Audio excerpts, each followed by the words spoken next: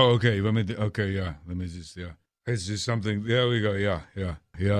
I want to thank you for all the ways that you support my friends on the Edge podcast. And if you haven't already, why don't you show your support and subscribe? What's the matter with you? Go to Edge Show. Oh, shit, it's Edge Dash. What's with the dash? Stupid. All right, I want to thank you for all the ways that you support my friends on the Edge podcast. Show your support and leave something on their website, edge-show.com. Stupid. Why is there a dash? You're listening to The Edge with Mark Thompson. Hi and welcome. What a great show you've come for. This is one of those shows. It's a nice long conversation with somebody. The somebody in this case is the guy who is the screenwriter for the movie Jaws.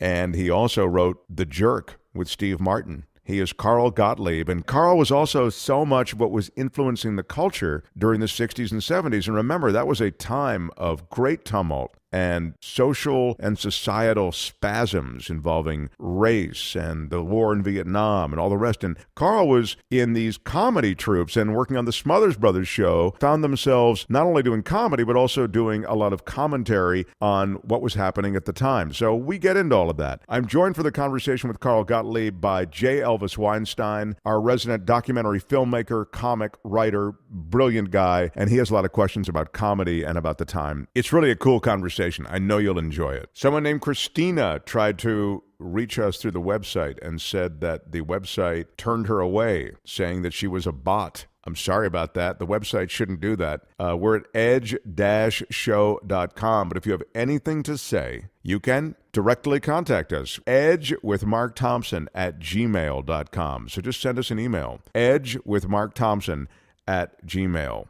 Those of you who have sent us contributions on PayPal, because that's also on our website, thank you so much. All the money stays with our show. As I've said before, we will never take a commercial announcement, and every dollar stays with this podcast to pay for webmaster, producer, etc. If you're going to shop Amazon, please do it through our website, edge-show.com. There is a little Amazon link. If you go in an episode, it'll say Shop Amazon or something like that. Click on that. Same Amazon as you would normally get, but we will receive a little piece of whatever you spend. We don't know what you spend. We don't know what you buy. But at the end of the month, they give us the aggregate of what our listeners have clicked through Amazon to buy. You know how it works. I don't need to explain it, but I do need to explain it because my webmaster says, you got to announce it at the beginning of every episode. You've got to do it. Every episode. Okay, so now I have. I'm excited for Carl, and Michael Shure and I talk about everything from presidential pardons to Miss America. And we'll do that in the Fast 15 to start the show. Is that everything? All right. Let's get started. This is The Edge. The advantage, it means. Hey, look, I just spit on me for no reason. That's horrible. Is there some comfort in uncertainty, do you think? You're a degenerate. Because Australian Shepherds need action. Wow. Yeah. This is The Edge. That's a self-loathing term that I use. Oh, got it.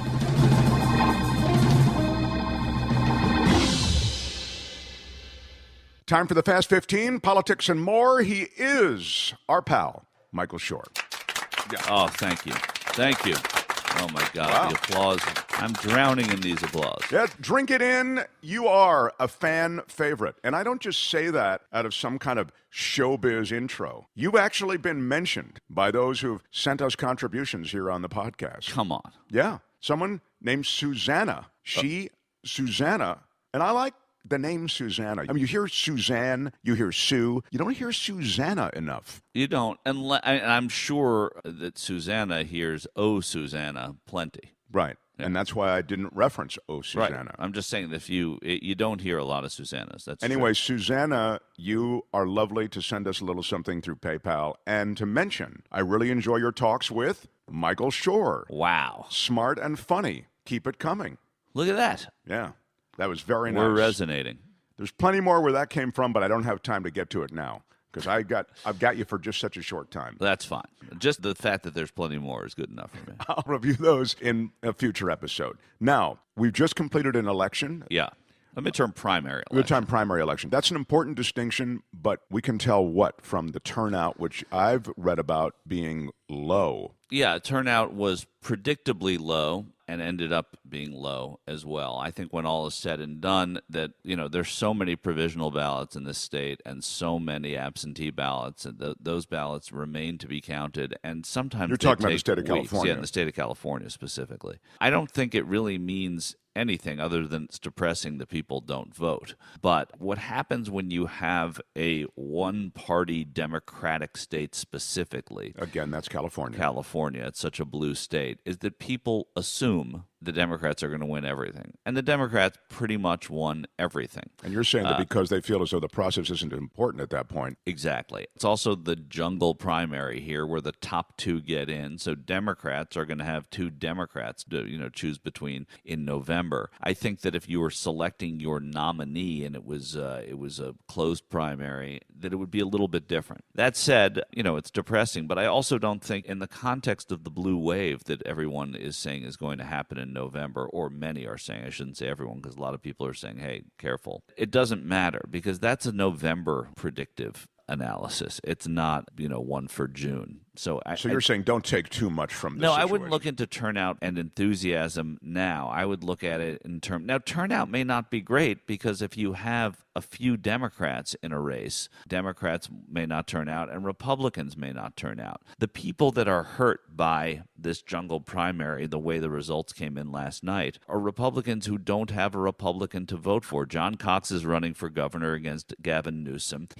A lot is going to be on his shoulders because he's the only Republican to bring Republicans out. And they're going to have to do very, very hard work to get people to come out for them. There was something that happened here in California, and I don't want to get too much about California. I want to really ask you about this as it applies to the whole country. A judge was recalled who had a controversial sentencing of this Stanford student who was involved in a sexual assault. Essentially, she was passed out. It was spotted by two passersby. Yeah. He was tried, found guilty, and then sentenced to just 6 months, and then he got out after just 3 months. Yeah. The community was outraged, and this judge was put up for recall. He was recalled, at first recalled from the bench in 86 years. My question really is not about this judge, Aaron Persky, but more about should we be able to recall judges like this? Listen, I think that attention gets put on judges when there's an egregious sentence and then when there's a recall. So Change.org did this petition. People came out. This is the Brock Turner case. Aaron Persky gave what was perceived to be a light sentence. I think I would think there was some unanimity to that. People were outraged, and it happened, an hour or two before the Me Too movement, or else I think the sentence would have been different, frankly. But listen, I think that if you exercise the recall, it's fine. But if we are going to, I don't know that this is an example of what I'm about to describe, but if we're going to want to recall every single judge who makes a ruling that we disagree with. I mean, they're humans. And there's this kind of, fire the coach if you lose 2 in a row thing, this mentality in America. You have a remote control, you don't like the channel, switch the channel right away. I don't think that's healthy. And I think that the judges should get not the benefit of the doubt, but they're there because they are presumably good jurists. And if Persky isn't, I don't know enough about his history. I think that that's fine. You have the recall to exercise. Maybe this is the right case, but I don't think that this should become contagious. Right, and that is really the reason I want to talk to you about it, because the activists who were angered, a lot of women were angered by it, obviously, but those who were just advocates for women were angered by it. They said he's failed the system. Right. There are others who say, no, the system is judges shouldn't bend to public opinion. They should follow the rule of law. And sometimes you're not going to like it, and sometimes their decision is going to be bad, but you can't vote them out. That's essentially what you're saying as well. And I think that's right. As long as this becomes, if this is just an anomalous situation, I think it's okay. If this is what people who are not happy with a judge's decision in big cases do every single time, I don't think that's good for us. The president apparently has a new obsession with pardoning people, with commuting their sentences and pardoning them. Apparently, and I say a new obsession, this isn't my take, those are the words of a White House staffer. He is obsessed with this now, and he is reviewing case after case. Tell me what this means, and then I am going to ask you about this presidential power. I understand it's usually viewed as righting a wrong, but is it a good thing that the presidents, I mean, it kind of goes with our judge example Right. from just a moment ago. Is it a good thing that presidents have this power? No, I don't know that it's a good or a bad thing. I think the presidential pardon has usually been used in below-the-radar cases. Commuting drug sentences, often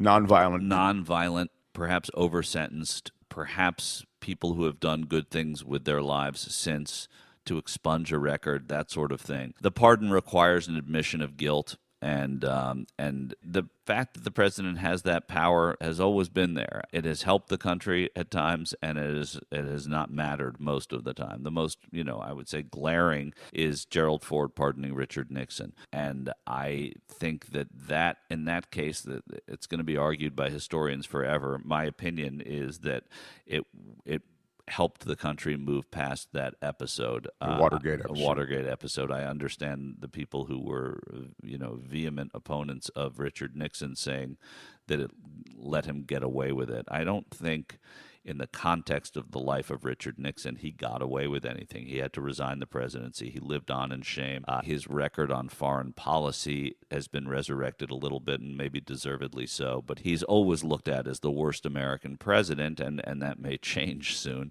He and Fillmore, and some people say George W. Bush, but I think that's the opinion of recent times, and that clouds it a little bit. Let's move past Nixon and that whole thing, and let's get to the Trump pardons, which there have been 5 people pardoned in his 17 months in office. Right. There's Arizona Sheriff Joe Arpaio. Right. Now, I don't want to get into every individual case, but there appear to be pardons associated, it would seem, with some political loyalties that those pardoned have. Certainly toward political Trump. loyalties. And Donald Trump, the child part of Donald Trump is always crying that something is unfair. If you search at real Donald Trump and unfair, I'm sure you're going to find a lot of tweets.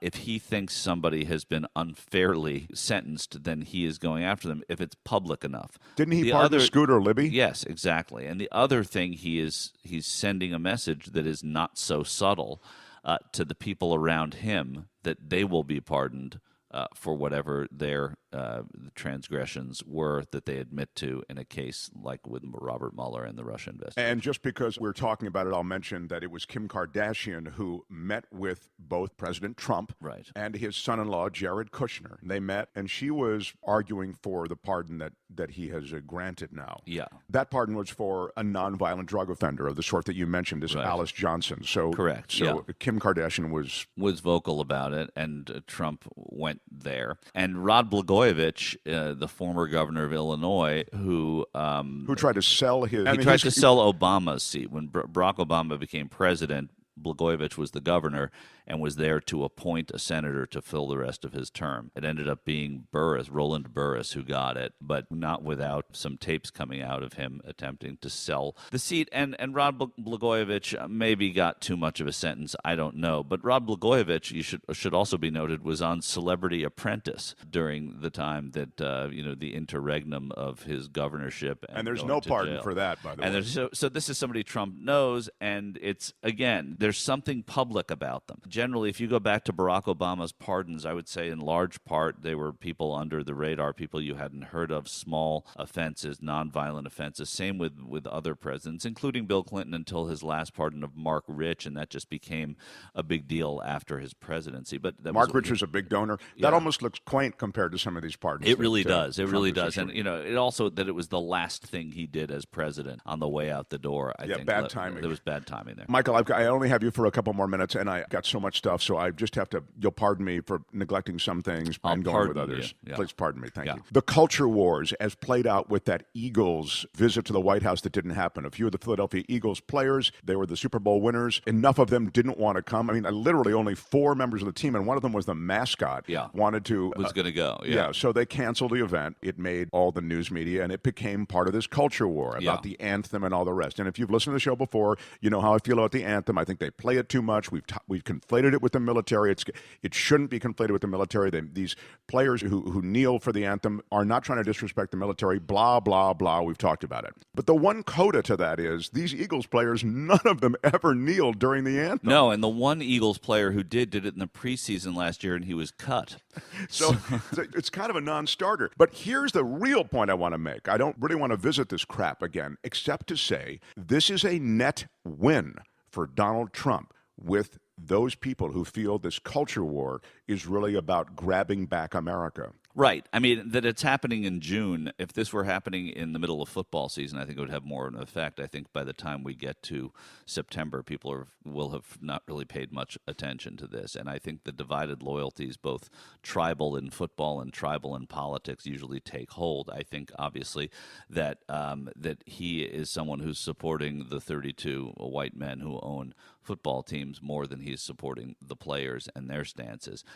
But I think that this is about taking an issue and making it something, because the people that look at Donald Trump's tweets and hear that this was about the flag, that's all they need to know. They don't need to know that no one knelt. They Right, don't, that may not- you know, that be- they don't that'll need be to lost. know about the odd RSVP situation by the Eagles. But now you have members of the, I guess the NBA are doing their playoffs now. I don't know because I'm watching the NHL playoffs, but it seems like the NBA, You guessed the NBA, they yeah. play now too, right?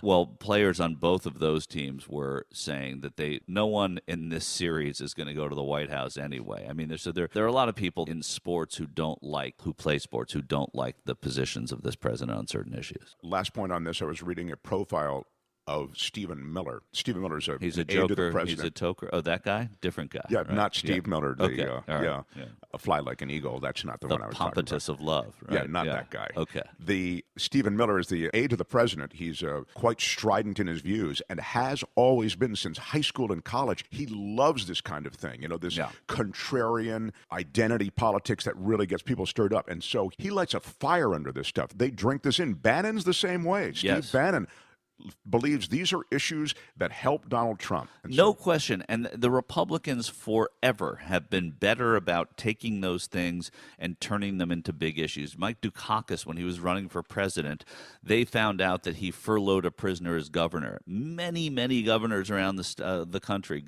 Republican and Democrat, had a furlough system in their corrections, which was when a prisoner would get sprung for the weekend. Anyway, one of those prisoners killed someone. All they did was talk about the revolving door of prisoners for Michael Dukakis, and people believed him. Republicans are very good at doing it, and their minions follow in predictable order. I saved the bigger story for last. Miss America is saying goodbye to the swimsuit competition. We should have said goodbye to Miss America long ago. Don't Well, you I agree? think I feel like many have said goodbye to Miss America.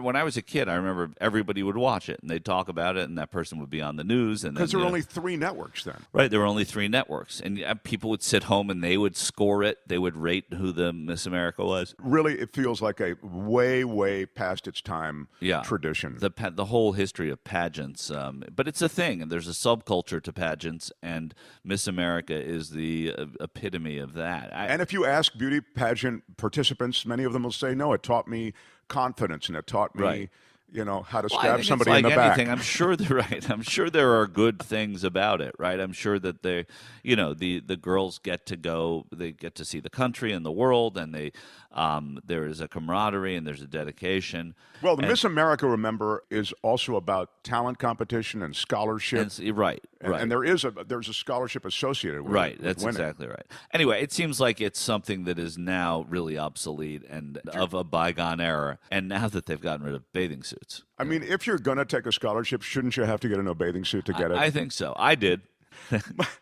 You can see him on I-24. He's our political mind. We love him. Michael Shaw. Oh, wow. Thank you all. And thank you, Susanna. Thank you. If you enjoy listening to The Edge, support them by subscribing to The Edge on iTunes, Stitcher, and you can listen through the iHeartRadio app. Get busy listening.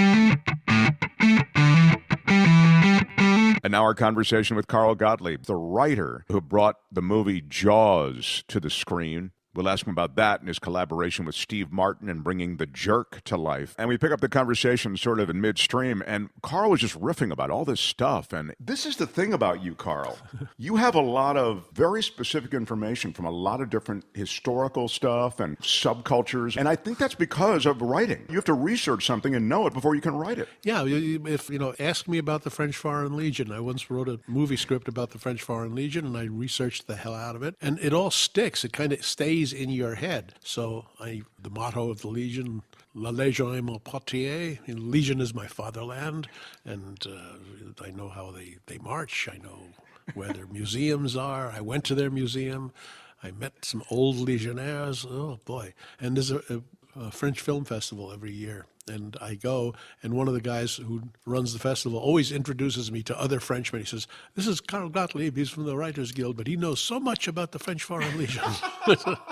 And was that a commission job? Or that was a commission job for a really a jerk of a producer-director who went on to make the movie without me, fired me off the picture. And his assistant, his baby assistant, was Jerry Bruckheimer. Oh, boy. And because he insisted on story credit when we were writing, we would get to a sticking point, and I would stop. I'd look at him and wait for him to come up with the next move. And he'd say, "What?" And I'd say, "Well, what happens next?" He says, "Well, let's talk about it." I said, "No, you're taking the story credit. You tell me. You tell me the story. I'm not writing." Anyway, spoken like a true guild officer. Yeah. so it was there was tension, and then so when he fired me, I said, "Okay, I'll take my chances on the arbitration with whatever I wrote." He said, "No, I really want. I don't want your name on the script at all." I said, "Okay." He said, "In your separation agreement, we'll pick out stuff that's in the public domain that anybody could have researched, that if I use it, it's not an issue. We'll identify things that you wrote specifically that are original to you, and my story, whatever, So I had to sit with Jerry Bruckheimer and the script and go page by page, line by line. That's mine. That's public domain. That's Dick's. That's mine. That's Dick's. The separation agreement was like a page and a half. I hereby relinquish. Goodbye. Just thank you. I got paid. And then Appendix A was like 40 pages. That is of things that were original to me. We had Ben Garant in here, remember? Ben is a comedy writer, wrote Night at the Museum, Reno 911, he created that. He said that this is kind of typical, that you get into some of these tug-of-wars. I know you've sat in on some of this stuff. You've helped in arbitrations involving writing and ownership of writing. Yeah, I read arbitrations for the Guild. It's a public service, and you'd be surprised at, what people write and what people claim to have written and what people expect to be compensated for when they haven't written it. Has that always been the case, or is that now getting worse? Well, it's there's more at stake now, especially in television, where if you create something, that credit is worth a lot of money over the years. But even in features, one of the first demands the Guild made when they organized back in the 30s was, minimum wages and the right to determine credit, because the studios used to just arbitrarily say, "Yeah, Mark wrote this, and his friend was there, so he wrote it too," and it was demeaning to writers. So we decided that we would develop a mechanism for determining authorship of a screenplay, and it would be administered by the Guild, and it would be unappealable and not and you couldn't take it to court, because otherwise people would be suing each other all the time. Constantly, sure. I was curious doing some research about you, about Caveman. Oh, yeah. Was that a co-write or was it a rewrite? No, that was a co-write. That was an original first with me, and then producers wanted it more zany. Mine was fairly sophisticated. The other tribe spoke French. I was just wondering if there was arbitration when there's no actual dialogue. Yes. How do you? No, there's. I have a permanent reminder on my bulletin board of character, dialogue, set, mood, locations. All the things that you look for. There's like 7 key things that give you ownership of it. Yeah, that if you determine that they're original, then it's yours. Yeah, Turman and Foster were at Warner Brothers, and they came to me and they said, "Remember 1 million BC?" And I said, "Raquel Welch and the fur bikini?" He said, "Yeah." And they said, "Oh, okay, the same but funny." Well, Barbara Bach was a kind of a that was our nod. Raquel Welch equivalent. That was our nod to the fur bikini. So it was, what about Ringo had done a couple movies, but he hadn't been a lead. The lead had to be kind of a little guy, sad sacky kind of. Sad sacky, funny guy. And when we thought about the whole industry at that time, it was like Ringo Starr or Dudley Moore. Okay. And Dudley Moore didn't want to do it, and Ringo Starr did. He did Holy Moses instead. Yeah, that'll teach him. But I watched the hell out of Caveman because it was in my cable when I was a kid getting cable. It was in very heavy rotation. So. Yeah, they ran it. They ran it pretty good. Yeah. your book, The Jaws Log, I reread because I knew you were coming on, and it's got great stuff in it about movie making. And we'll get into some of that. I didn't know you taught at USC and AFI, so you are used to fielding a lot of stuff about filmmaking. So Yeah, I'm excited to ask you a couple of movie questions. But look, Jaws is... It's iconic. Yeah.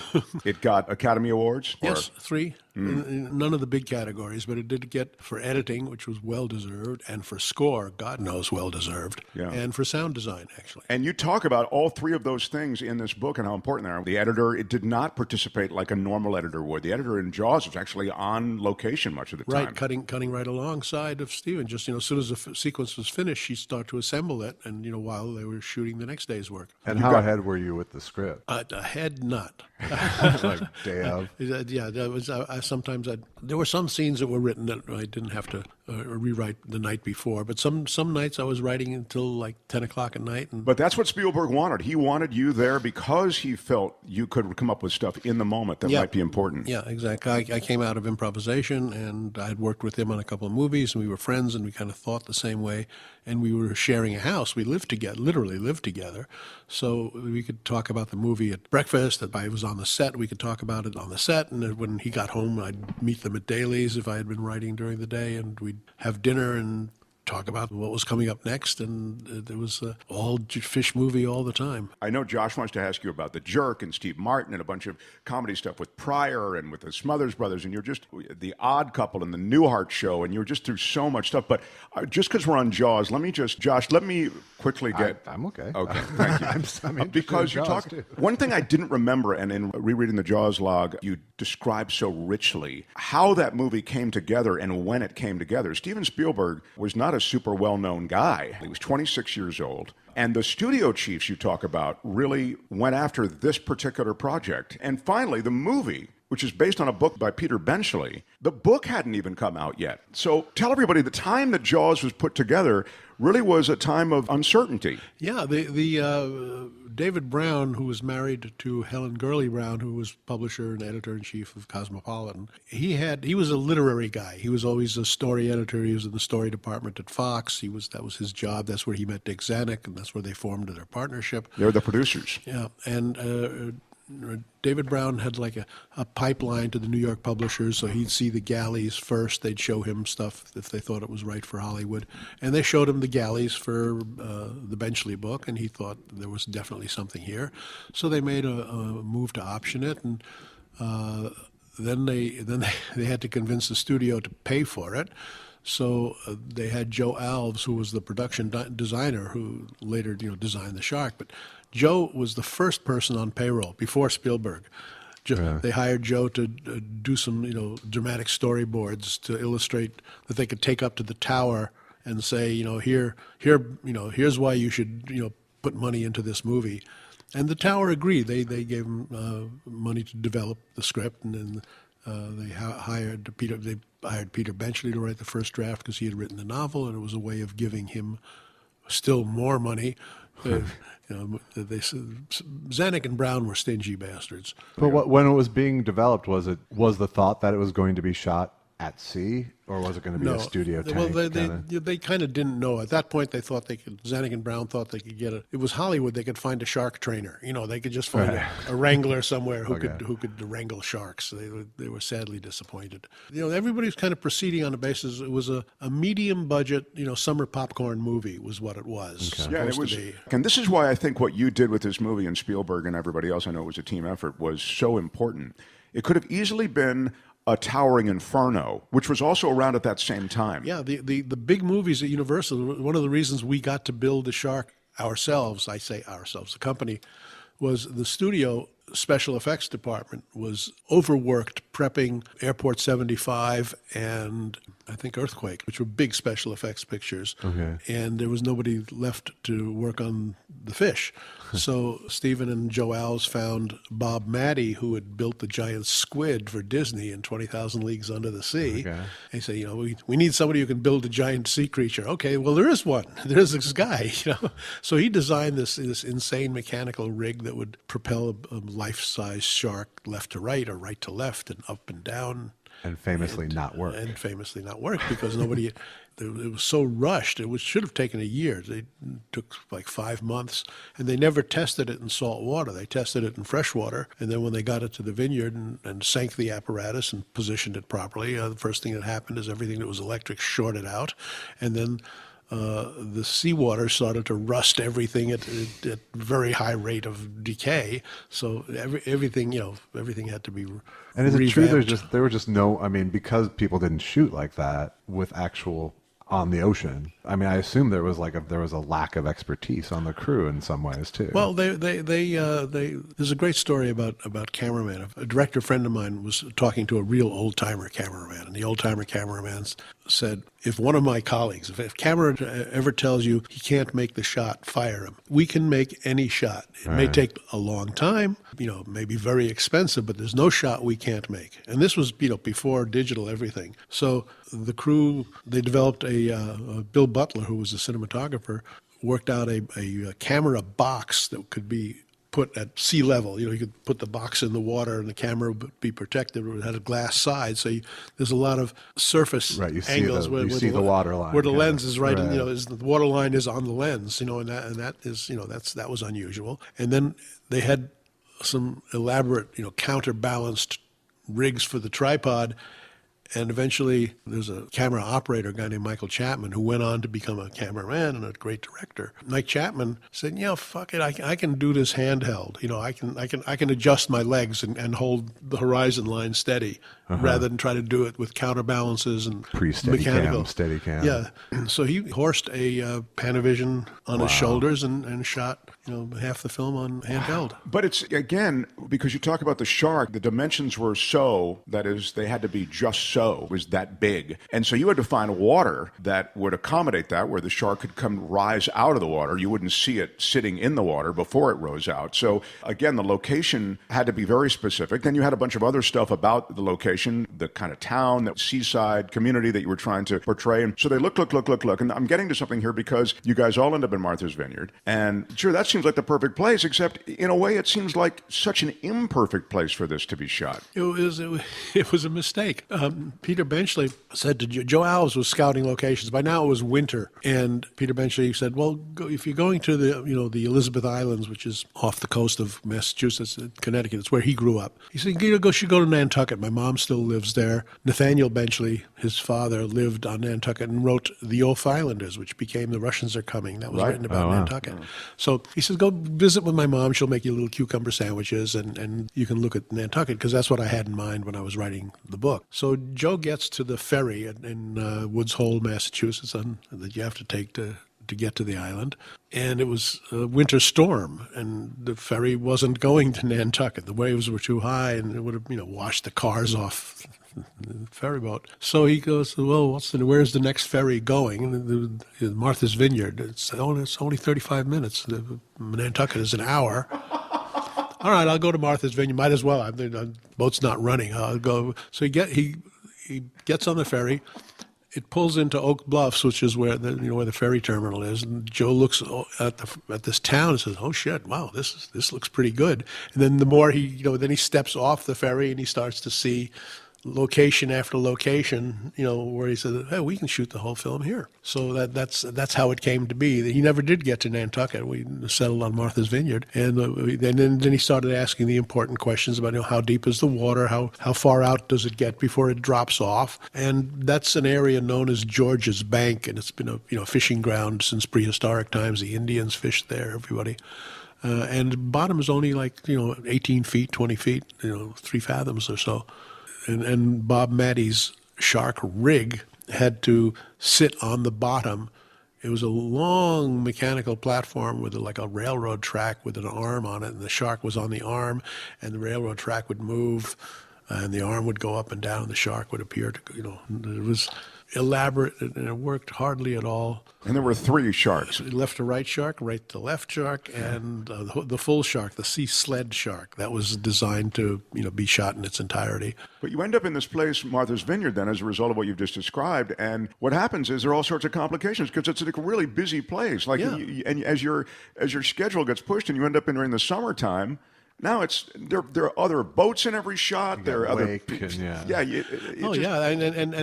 And even at the most prosaic level, you know, the crew was first day of principal photography was May 2nd. It was supposed to be a 55-day shoot, so we were supposed to be out of there by the 4th of July when high season starts. And everybody's per diem was calculated on low season. Right. And then, you know, the schedule starts to falter and we're getting days and days and days behind. And then July 4th comes and it becomes obvious we're going to be there for at least another month. So everybody's per diem goes up, you know, from $18 for breakfast to $32 for breakfast and $46 for dinner and all of that. And they stayed there so long the per diem went down again after Labor Day. Hey, I want to go back to something in the book that I had forgotten completely. It's a great fact about the shark. If the sharks can't be big, let's make the actors small. Remember, they were having trouble. They were shooting stuff with the real sharks, weren't they? Yeah, they were. And part of the second unit was, you know, to get shark footage. They hired Ron and Valerie Taylor, who were these premier divers in Australia, who had done Blue Water White Death. They were very, very skillful underwater. So they were going to intercut the real sharks with the mechanical shark, and as a result, you wouldn't know. Right. So the there was lots of 16, 17-foot sharks, but there were very few 25-footers and no 30-footers. So 16 feet to 25. It's like 5/8 scale. So they built a 5/8 scale wetsuit with a 5/8 scale little air tanks, and they hired a 5/8 scale person. They hired a little person. Really? Yeah, a little person. I have to say, they hired a little person named Shark. I always have to go there. Carl Rizzo, who had made a career doubling children. You know, he was a stuntman who was 4 feet high. So so now when he's in there and you see it, and the cage is also made smaller. Everything is 5/8 scale. The shark looks huge. So what they forgot is that air tanks that are 5/8 scale don't hold an hour's worth of air.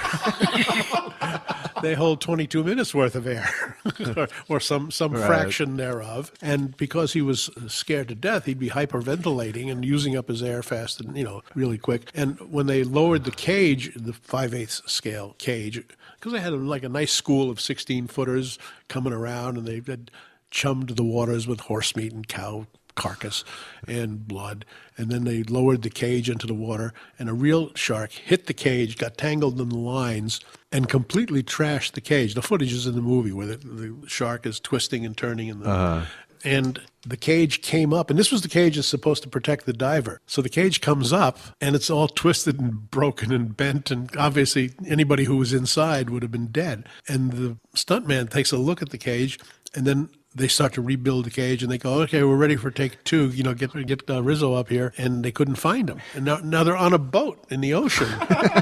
Yeah, limited places to hide. And finally they found him. He denies this, but the others say that he was up in the chain locker, which is way up at the forward end of the boat where the anchor chain is kept. He was like crouching in the chain locker, clutching a bottle of whiskey, saying, I'm not going. I don't care if I never work in this town again.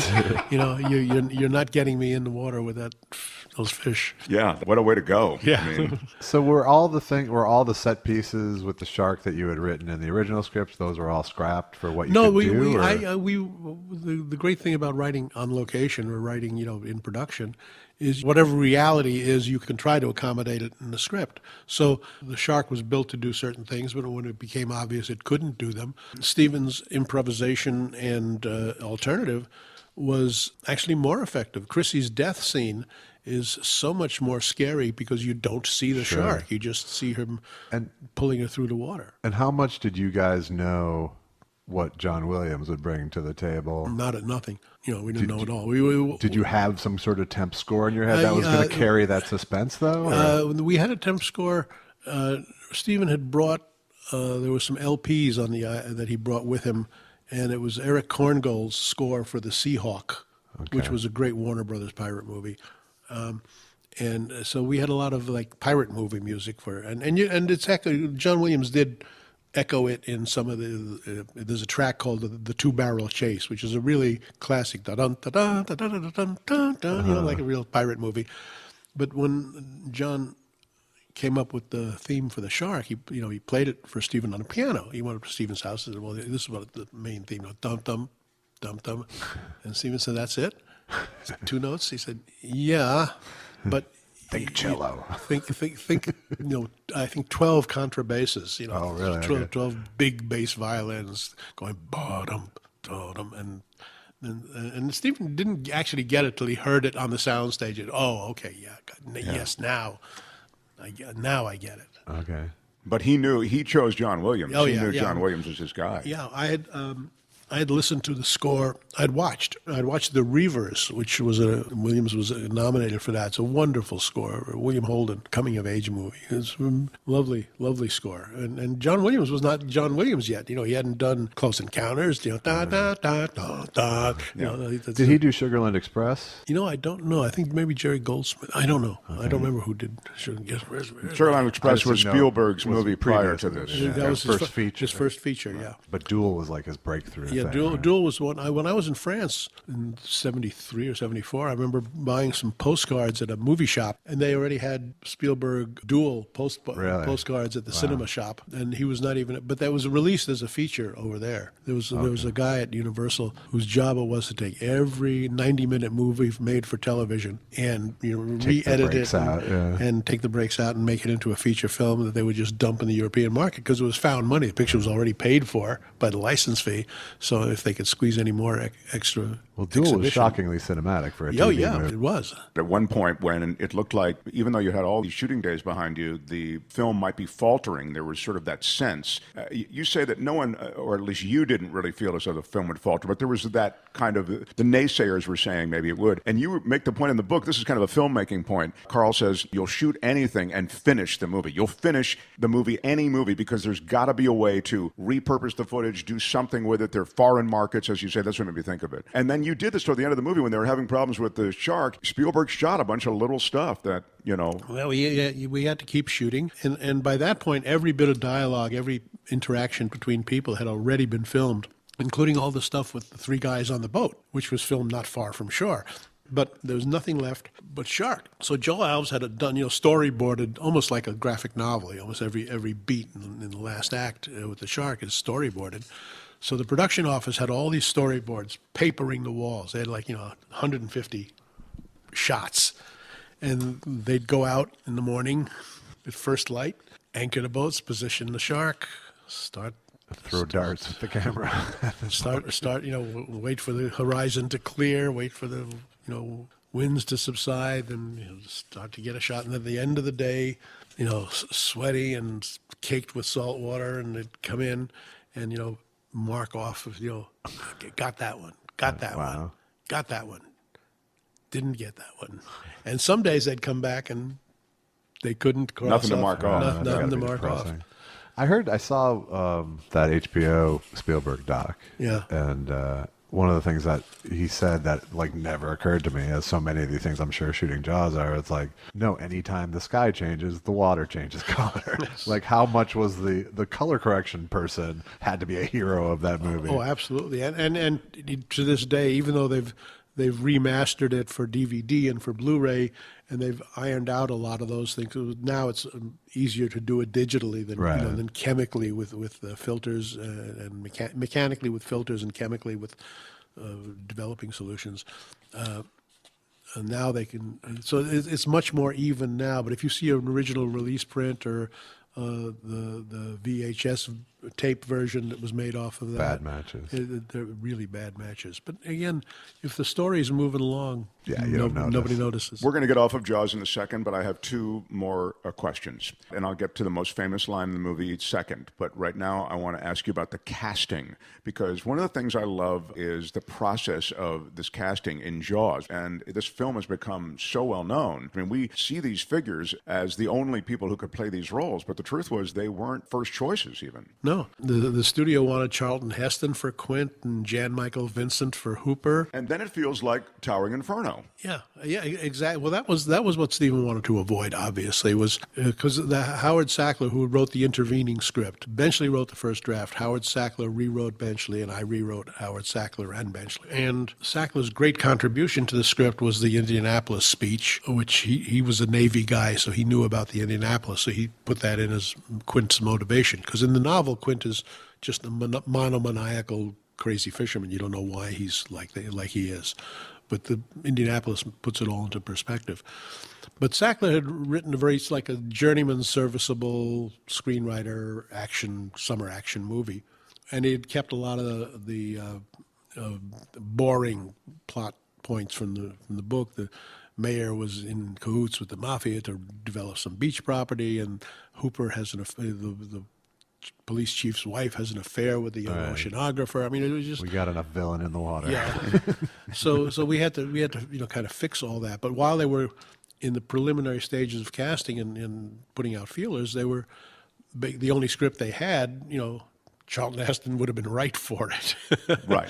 And then they gave it to actually an actor who would have been a very interesting Quint was Lee Marvin. Oh yeah. But he was sport fishing off of Baja, and he sent back a message saying, "I'm really fishing. Why would I stop and go play acting at it, play fishing?"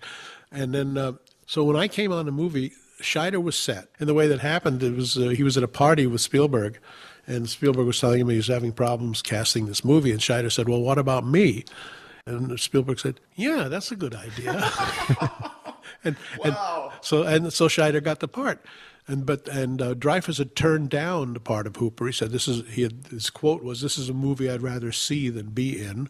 And at this time, Richard Dreyfuss, that was the apprenticeship of Duddy Kravitz and American Graffiti, which hadn't come out yet. Okay. So he was, he wasn't in a position to dictate terms or anything, but he was starting to feel it a little bit. Yeah, he was starting to feel some heat. And I knew him personally because he had done improvisational theater in Los Angeles, and we were pals. So I remember I called my wife. She said, "Do you know where Richard is?" And she said, "You're in luck. He's in New York." I had already left, and I was in Boston with Stephen, prepping the movie and figuring out all the changes, trying to tell the crew what sets not to finish because we weren't ever going to go there. And she said, "He's in New York. He's promoting Duddy Kravitz." So we got a hold of him. I said, it's a shuttle trip. It's an afternoon. Come up to Boston, meet Stephen. I'm working on a movie now. We're going to make it funnier and more realistic, and all those things. So Richard showed up in the hotel where we were casting locals at the time. Richard shows up, and he's wearing exactly what he wore in the movies. This denim jacket, the little rimless glasses, a scruffy beard. And he walked in, and Spielberg said, "Don't change a thing. Just keep those clothes. Don't sell those clothes. Don't shave."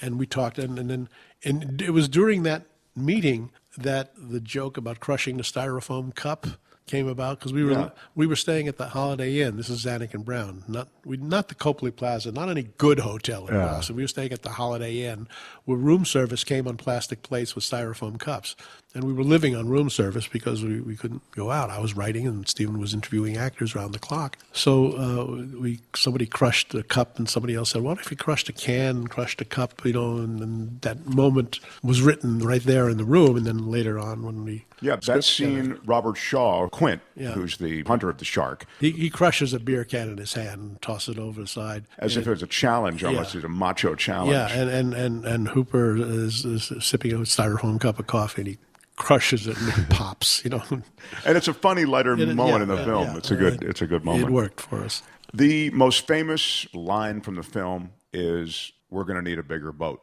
And this speaks so well of you, but when I first met you, I asked you about that line. I said, "My God, when did you come up with that line? Tell me, that's just the greatest line. Did you have any idea?" And you said, "Well, I didn't write that line. Roy Scheider ad-libbed it in the moment." But as it later turns out, Roy Scheider tells the story, remembers it quite clearly, that you did write that line. It was you who wrote it in the moment. Yeah, as it turns out. I had forgotten.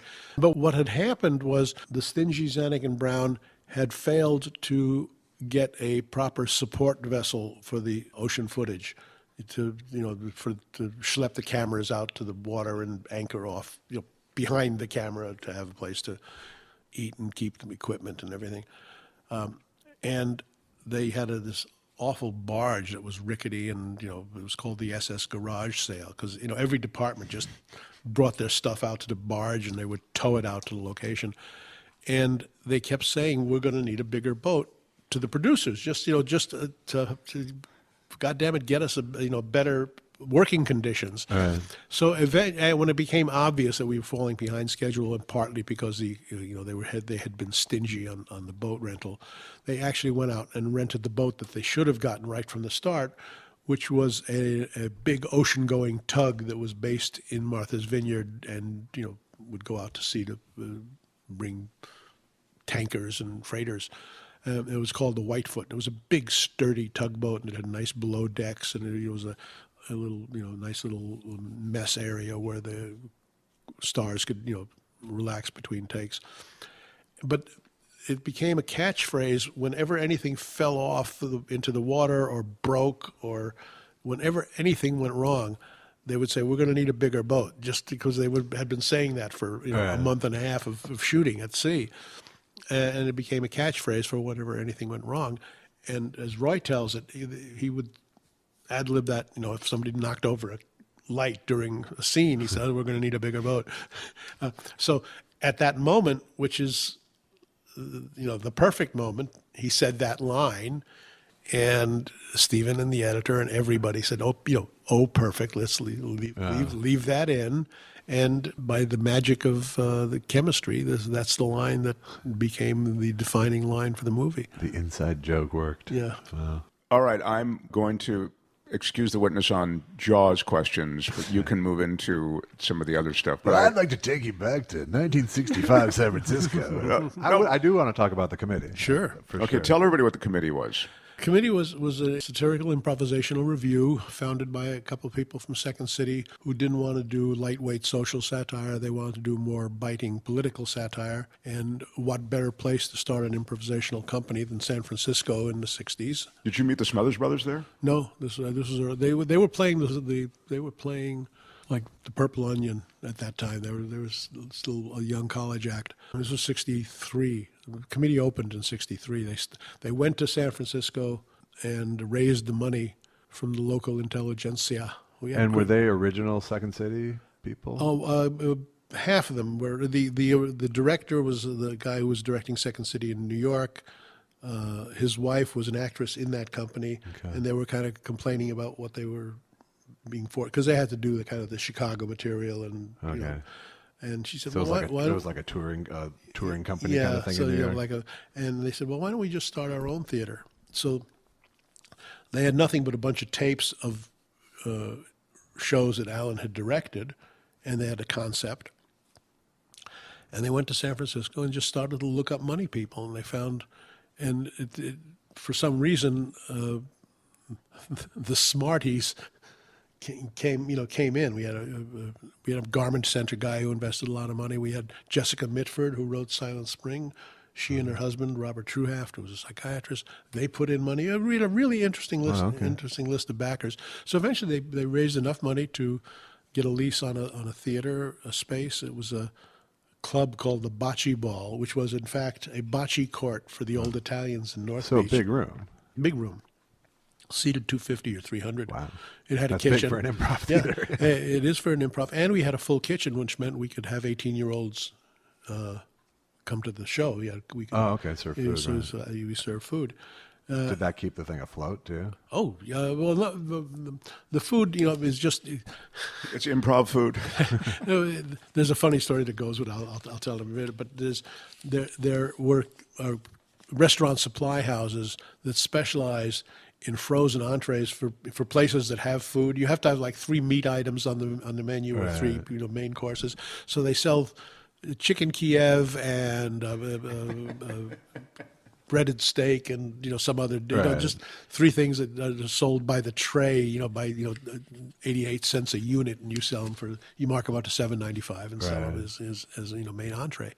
And so you satisfy the alcoholic beverage control requirement that you be a bona fide restaurant. So, but we had a kitchen, and we served fries and just stuff. Sure. And they opened and got unanimous rave reviews, and then the Berkeley student community caught on to it, and they started coming. So they were a hit from the start. And at that moment in time, I was in the Army, but a good friend of mine, Larry Hankin, actor, was had just finished doing Compass Theater in St. Louis, which was an offshoot of Playwrights Theater. It was the very first improv theater performance groups with the Compass Theater and Playwrights Theater in Chicago, which became Second City. Okay. Yeah, I've heard of the Compass. Yeah. Compass Players? Yeah, was it? Compass Okay. Players. So Larry was in the Compass Players, and then he was hired to go to Second City. And then Alan Meyerson said, I'm going to San Francisco. And at the same time, the Chicago company fired Larry because they had two tall, funny guys with big noses. It was Larry and Dick Libertini. Okay. So they kept Dick Libertini, and they fired Larry, and Larry went with Alan. And a folk singer named Bobby Camp from Gibson and Camp was in the company. And Hamilton Camp was And he became Hamilton, yeah. Oh, it's the same person? Yeah, same guy. Okay. And they went to San Francisco and rehearsed in a abandoned church that Rennie Davis, the guy who had the mime troupe in San Francisco, lent them rehearsal space. Anyway, they opened and they were a hit. So there was a lot of goodwill surrounding them all the Yeah, whole time. it was. And then I got out of the Army, and I had visited Larry in San Francisco. I had seen the show, and I had gone with him on a road trip and kind of stage managed, because that's what I did. I was a stage manager, a lighting guy. I had stage managed a road concert that they did. So they offered me they didn't have a stage manager when they opened. So they asked me if I would be stage manager. So I said, yeah, great. And so I got out of the Army and became stage manager in '63. And then was in San Francisco on and off from '63 to '68 for the Summer of Love and the rock and roll scene and everything that happened in the free speech. Time to be in San Francisco. Yes, the free speech movement in Berkeley, the Summer of Love in the Haight-Ashbury, all of that. And were you writing during this period? No, I was improvising. Okay. At first I was stage managing, then I was directing, and then I came in '66. I came back as an actor, and in '68.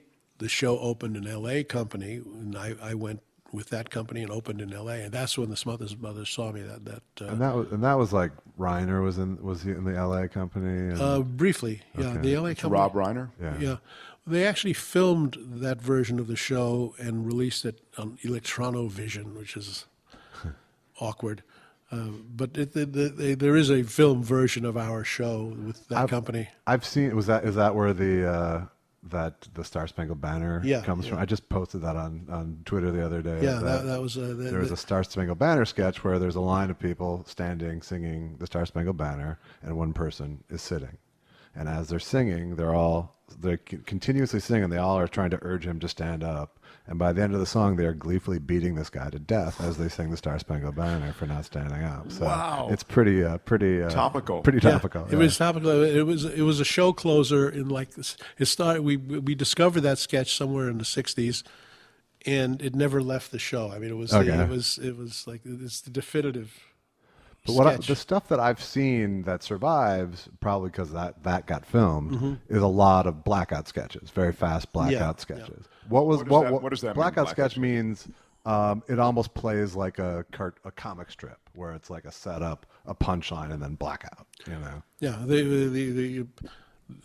so we would homage, steal from Second City, because blackout, a good blackout is very hard to find, because it's basically like a good joke. It's a setup, punchline, and blackout. Right, and they'll play on TV. If you go I saw they were on CAVET. They did a guest spot, and those were very quick. I see. They were easy to do on television because they're a minute and under. But we had some long scenes that one or two of them survive on film, and a scene that two women evolved after I left the company, that turned into a one-act play, and the two women performed it all over the country for a long time. And was the process generally like the Second City process, where it's sketches that evolve over time, or how much was suggestion from the audience, herald kind of thing? Well, we did 2 shows a night, 6 nights a week, 3 on Saturday. During the week, Monday to Friday and on Sunday night, we would do a show that was more or less set material with 2 or 3 improvisations in it. Like a man on the street interview based on the news, improvised poetry, improvised music. But most of the material had been tested. Okay. And then we would invite the audience to stay. We would take suggestions. Go backstage for 20 minutes, give the bar time to sell more liquor, and let the people who had bought tickets for the second show come in. Right. And then we'd put together a set of either brand new ideas sparked by audience suggestions, scenes in progress, stuff that wasn't ready to go into the show yet, but we still wanted to perform it and perfect it. And for protection, every third or fourth scene would be something from the repertoire that we knew was a functioning scene. And whoever was introducing the scene, I was a stickler for this. I said, God damn it, let's be truthful. Introduce it as here's an improvisation based on your suggestion, which was never before done. A scene from our repertoire based on your suggestion, because we made it fit, or a work in progress based on your suggestion, and that was a scene that we had done a few times that seemed promising, and some scenes we worked on for a year, we could never find a way to perfect it. Other scenes, you would improvise them 2 nights in a row and go, that's it, it's ready for the show, and it would do that. The scene where Peter Bonners and I are drummers competing in an office. I don't know if you've ever seen it. So it's been televised a lot. I just love the premise already. What happens? It's the lights up. There's 2 guys sitting in an office without attaché cases, obviously waiting for a sales appointment or something. And one guy is idly drumming on his case. With just his fingers? With just his fingers. And the other guy picks up on it and starts drumming on his case. So the first guy does a little bit more elaborate riff. And the second guy doesn't. He answers him, and within a minute or two, they're doing a full drum battle. And we had these great chairs that had you could play them like a conga drum. And we'd be wailing away on the drums, and then the secretary comes back in, and one guy sees her and stops. My character doesn't see, so I'm still drumming and going, bongo, conga, and she's looking at me like I'm crazy, and then I see her and I go, oh, I recover. It's all pantomime. I recover my composure, and she says, Mr. Harris will see you now. So I take my case, I start to leave, and the other guy goes, see ya. And the audience starts to applaud, and then a moment later, another guy comes in, obviously, with an attaché case waiting, and he sits down, and the first guy starts to drum on his case, and the new guy looks at him, are you fucking crazy? I don't know what you're doing. And then it blacks out. It's a very complete, funny sketch. And it's a sketch that John Huston saw on television and said, I saw you on TV, Carl. You were very funny. Would you like to be in my movie? That's just. Were you in a John Huston movie? Yeah, Joan Priest's Honor. Wow. I was cut out. Still a good brag. I was cut out of Priest's Honor. So what was, obviously it was a hippie time, but what was the ethos of the group? What was important? What were the fights about? What was the ethic that you were trying to uphold? We were hell-bent on commenting on the politics of the time, which at that time was Vietnam was very strong. Right. And you were a veteran at the time. Yeah, I had actually been in the Army, not in Vietnam, but I had served. We had a lot of off-duty troops who would, people were shipping out to Vietnam who were, waiting for their transportation at Alameda Naval Air Station. It was and a lot of people who were supporting the war, support our troops, and there were people who, we actually did. I forget. One night we were doing something, and the audience got out of control during suggestions. And we're, yelling back and forth at each other, they're calling each other commies and, peaceniks. And we actually scrapped the show that night and had a 3-hour teach-in where the actors talked to the members of the audience. Because we were extremely well-read on the war. We subscribed to not only the, San Francisco Chronicle, the New York Times, but I.F. Stone's Weekly, which was a liberal news sheet that was published by a guy in Washington who was really keen, and so we had a lot of facts, and we could intelligently discuss the war. So it literally turned into what was known elsewhere as a teach-in. That's what when I think of Howard Hessman at that age, I think of him doing a teach-in. Yes, that's what I think. Absolutely. Well, we had teach, and a lot of people would come around. They say, I never thought about it before I saw the show, and you guys got a point, and keep it up, keep up the good work like that. It was very gratifying. And then if they hated the show, they'd walk out, and so. You didn't have to deal with them after that. And were you all making a living off of that? Yeah, we were getting equity scale. Nice. And I was in San Francisco in those days. You could get a cheap apartment for $90 a month or $100 a month. You could actually live on an actor's wages. For those of us who really were not yet fully connected, the Smothers Brothers, they went on to also take a controversial stand against the war in Vietnam. You were a writer on the Smothers Brothers show. And although they'd won Emmys and they were winning in ratings and all the rest, the show was canceled. Was it canceled for that reason? Partly, yes.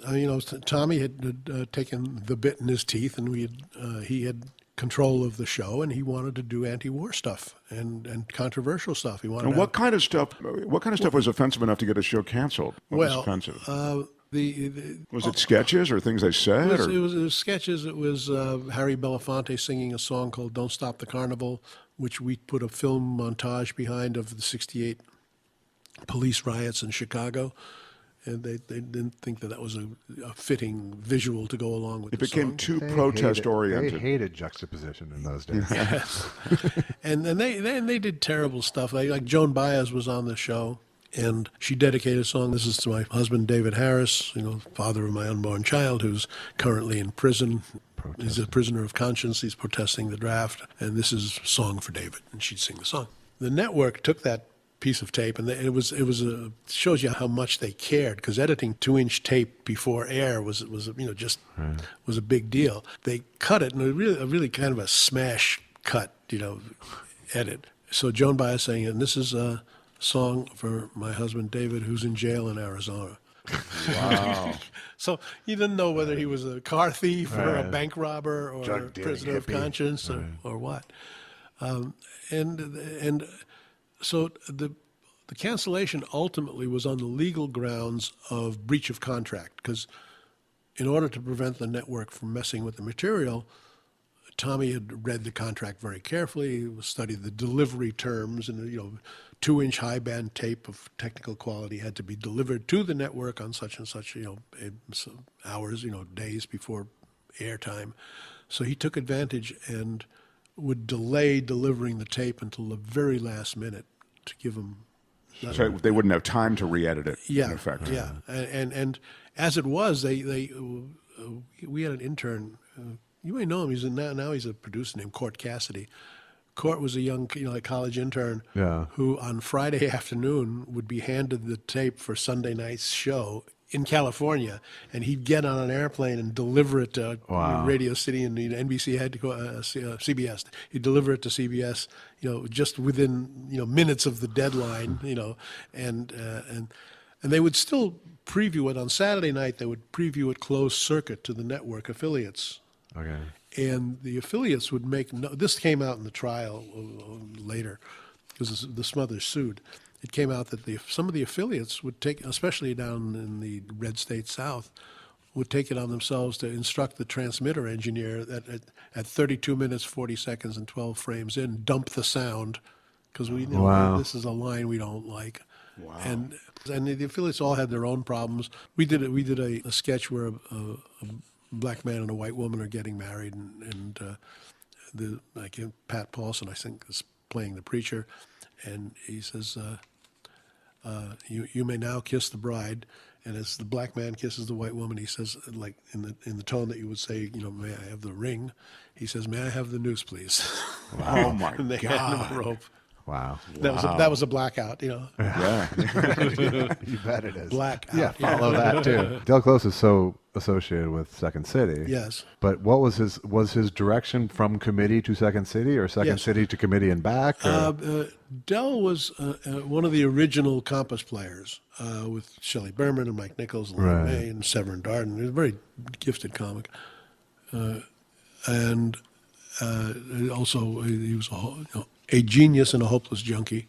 And he came to San Francisco. He was hired as a director for a while in San Francisco. And then he was, I guess, at first he was an actor in the company, and then he directed one of the companies that I was in as an actor. He was an actor-director. He would spend time on stage. And we had been independently of Del developing the thing that we called the Herald. Okay.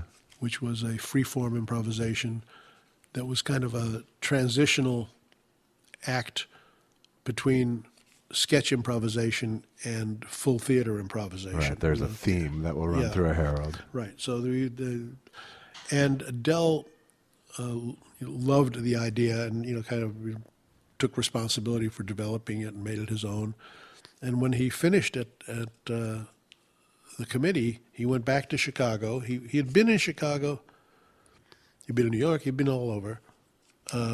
But he'd been in the committee for about a year or so, a year and a half, and went to Chicago and introduced the Herald there to Second City, where they'd worked on it. And then it became, he fixated on it as the salvation and the next step and the evolution of improvisation, and made it his life's work. And so did Charna Halpern, his helpmeet and, I guess, common law wife and facilitator and Enabler.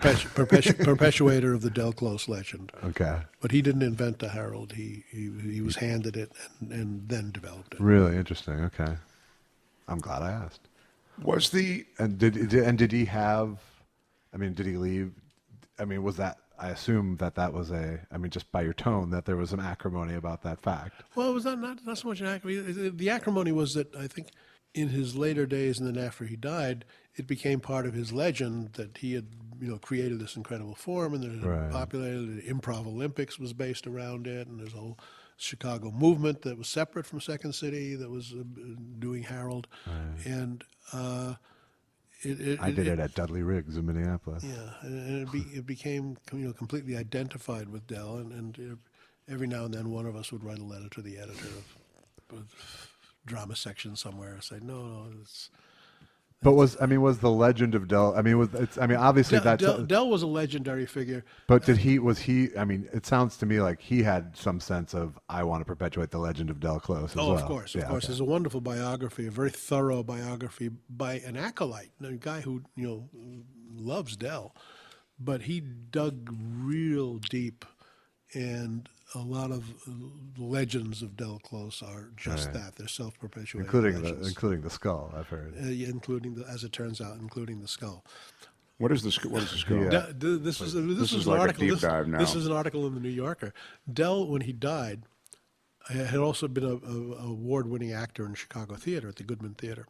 So he left his skull to the Goodman Theater. Oh, and they use it in Hamlet or something. I remember reading about this. To be used in Hamlet.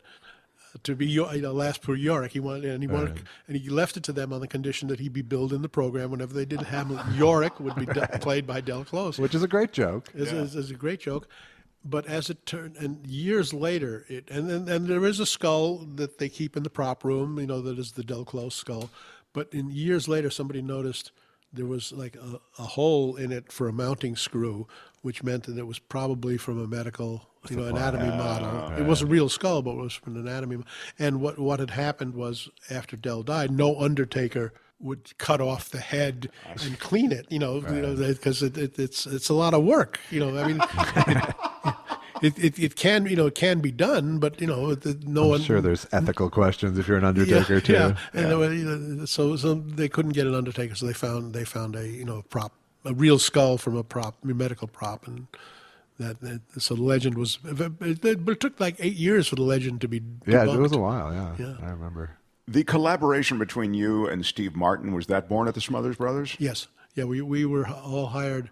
The Smothers had inherited their show, their time slot for the summer replacement, and they put Glenn Campbell on the show, but they also used it as a showcase or a audition space for new writers and new talents that they wanted to use. And I was one of their new young writers. They had seen me in the committee. They knew Rob Reiner and Steve Martin's act. They knew Steve from playing the Troubadour. Bob Weinstein, who was Super Dave Osborne, brother to Albert Brooks. Right. So there's Mason Williams, who was a kind of a performance artist and a conceptual artist, who was Ed Ruscha's best friend and who famous for Classical Gas. Oh, sure. And he wrote Classical Gas and performed it. So that was the freshman class, the class of '68. Pretty heavy hitters. And we all stayed. Then in the fall, when they picked up the show for the winter, and became the network show, one or two guys from the old network show, like Lorenzo Music, came back. But for the most part, the writing staff was like all under 30, and all politically conscious and or connected to the absurd, the way Steve Martin was. So. Right, and that absurdist thing was what you did with Steve. It was a short film, was it, that you... Yeah, fast forward from 1970 when we're all canceled. The show is canceled and then we win the Emmy. I think that's the first time that's ever happened. So flash forward about 4 or 5 years. I've done the Fish movie, and then I did a movie with Richard Pryor called Which Way Is Up, get my comedy chops back, so I wouldn't be just known as the Jaws guy. Right, and that was Pryor playing multiple roles, right? Which Way Is Up? And you'd said once before, just because we mentioned Richard Pryor, the good Richard is the best. Yeah. But if he's using, then he's just, it's horrifying. Difficult, as they say. Yeah. So you're coming off of that, you're saying. Yeah, and Steve at that time is starting to ride the wave. I mean, he's playing 2,500 seat venues. He's not yet the stadium comic that he became, but he was headed that way. And David Picker, who was an executive who's running Paramount, saw Steve and believed in him and said, gave him a 2-picture deal. You write any script you want, and we'll make the movie. But in preparation for that, to introduce Steve Martin to the movie audience, we will fund a short subject starring Steve Martin, and we'll splice it onto Grease or one of our big pictures that's going out in the fall. And the movie audience will get used to Steve Martin as a film artist. Was this The Absent-Minded Waiter? Yes. Oh, wow. So Steve had a sketch called The Absent-Minded Waiter that he had done, I think, on the Sonny and Cher show where he was a writer. And we opened it up. Steve opened it up a little bit. And what's the sketch the general sense of it? It's a little short sub, 10 minutes, called The Absent-Minded Waiter. I got to direct it. And because the anticipation was I would write the screenplay with Steve and I would direct that too. Yeah. But I get ahead of myself. So we get The Absent-Minded Waiter. It's Steve Martin as a waiter and Terry Garr and Buck Henry as a couple who have come to a restaurant. And it's a high-end fine dining restaurant, and Steve comes over and says, may I take your order? And he orders a martini. She orders a martini also. And he says, okay, one martini. Now, may I take your drink order? And it goes like that, and then, he doesn't, then later when he comes back with the drinks, he says, 4 martinis? Right. 4 martinis. And then it pays off that he ends up paying them thousands of dollars when the bill came. Yes. So then here's your change, 20, 40, 60, 80, 100, 200, 300. Because Terry Garr is saying, why do we come here? Why do you come to this restaurant? My God, this is the worst service I've ever had in my life. For it. And Buck is going, wait for it. That's very funny, I think. I think it's very good. I can't believe I didn't know that all this time. It's funny, yeah. Well, yeah, it's finally made it to YouTube. It was a secret for many years, but... So you do that. It's funny. And then we start writing, and then... How did that become The Jerk? Okay, so the deal was I would work with Steve on a feature film, and we would do this short, in anticipation of that. So we're working away, and along comes Mike Eisner and Barry Diller, who have been running ABC successfully, and they're hired to run Paramount. Now, David Picker, who's running Paramount, the corporate overlords figured, okay, it'll be a triumvirate, but that's not the way it works. So they shit-canned all of Picker's projects, among them the Steve Martin deal. They said, and Steve Martin had not yet, he was on the edge of playing stadiums, but not yet. So they didn't get Steve Martin. They didn't want to be in the Steve Martin business.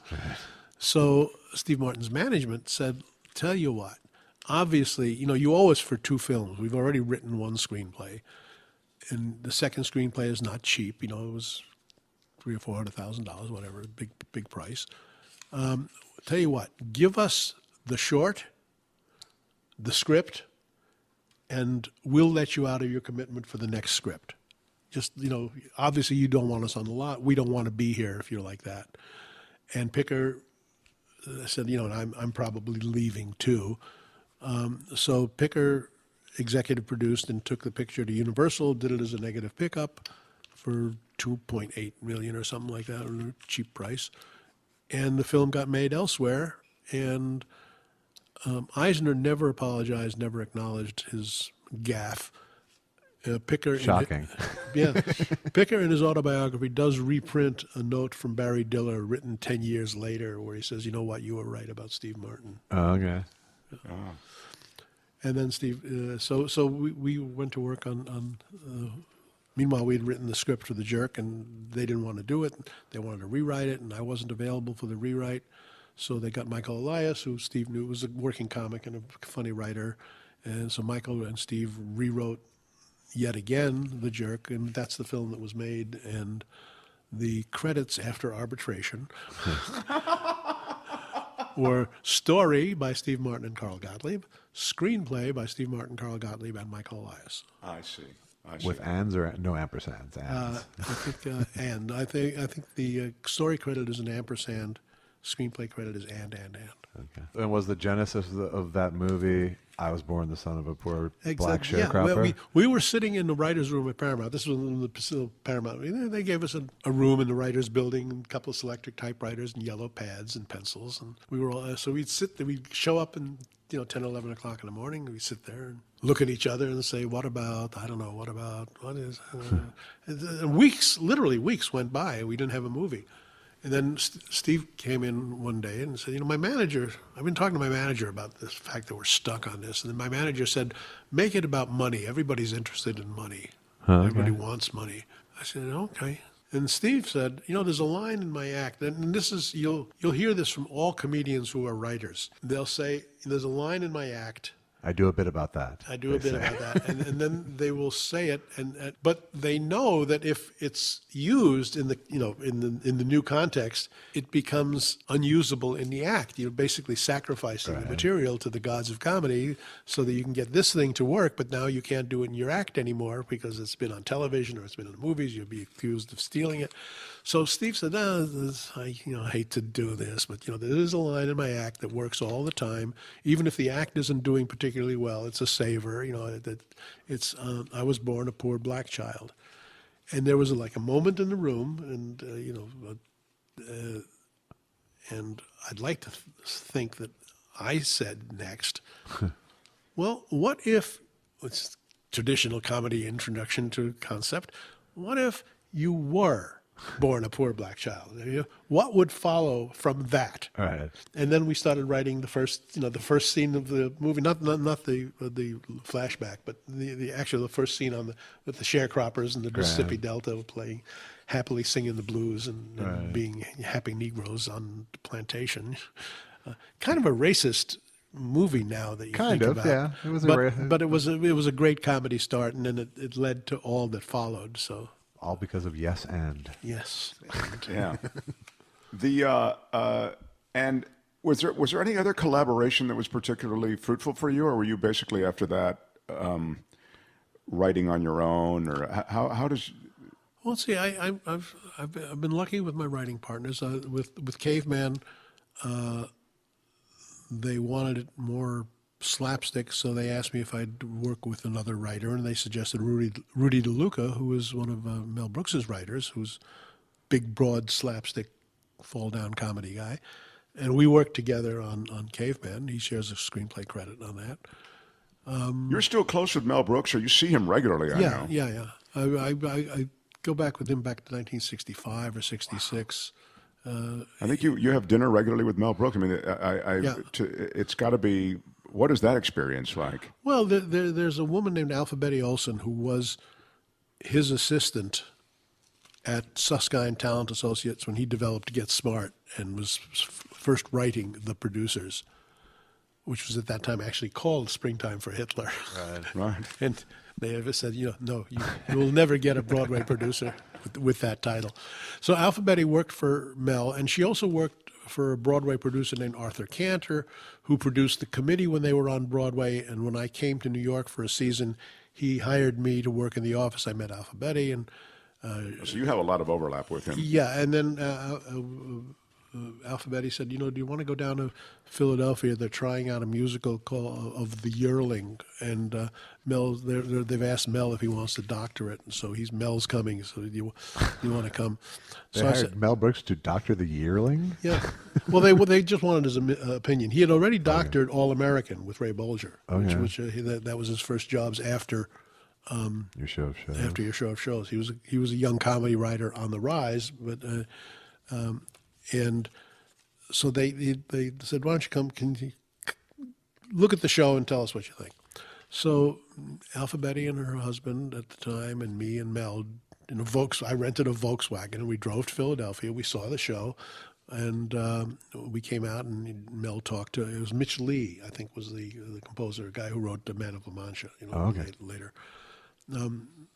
So Mel gave him his thoughts, and he said some very trenchant things that I remember to this day, which are very true, and they inform his work as well. And then, like, give me one of those things. Okay, when you get to a point where there's a song in a musical, at that point in the story and the script and the interaction, the moment has to be too great for words. The emotions have to be so strong that you can't just say them, so you sing them. Justify the song, okay. And that justifies the song. It comes at a point in the plot where words won't suffice. You need music. That really is great. Yeah. And it's a real insight. If everybody who wrote musicals thought like that, we'd have better musicals. So, and he was in the throes of his divorce. So now we're facing this long drive back to New York, and we're milling around whatever the cafeteria is in Philadelphia. There was like 3 shows out of town, so all these Broadway people were, waving hello to each other. And then everybody was buzzing because while we were in the theater watching the show, the first New York blackout happened. Oh, wow. New York was dark. There was no power in Manhattan. What was that, 68? When was that? 65 or 66. And we were all wondering, and the news on the radio was, on the car radio was, the closing the bridges, the National Guard is mobilized, they were afraid of looting and rioters, and nobody knew what to expect. And we were going, we're in Philadelphia. We don't have a hotel for the night. We were planning on driving back after the show. It's, 85-minute drive right up the turnpike. So we milling around waiting to hear if they're going to open the bridge. Finally, I'm driving. So I said, look, I know like 3 ways back into Manhattan besides the Holland Tunnel. We can take the Lincoln Tunnel, we can take George Washington Bridge.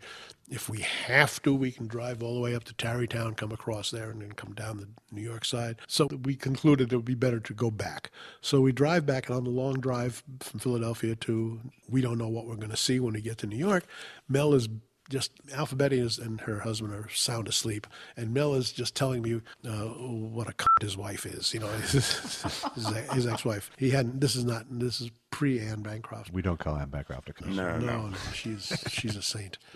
Anyway, so then we get to Manhattan, and there's a long sweeping curve where the interstate becomes the approach to the tunnel, Lincoln Tunnel, which is at 42nd Street, and we're seeing from the turnpike, we can see New York is just this black mass on the horizon. It's dark. It's like this hulking monster asleep in the Hudson, And as we come around the turn, the lights go on.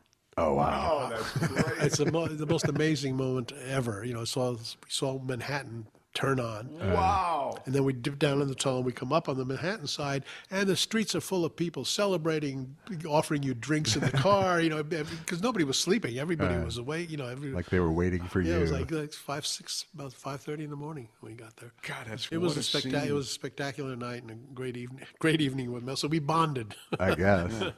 and whenever Alpha Betty is in L.A., Mel insists on taking her and me and a few other people to dinner, and we always go to the same restaurant. Mel orders, and we have dinner. And when we're in New York, there's a restaurant down the street from Alpha Betty that we go to also called Jean's on 11th Street. So, and it's become a habit over the decades to hang out with Mel. It's just terrific. You guys have such great history.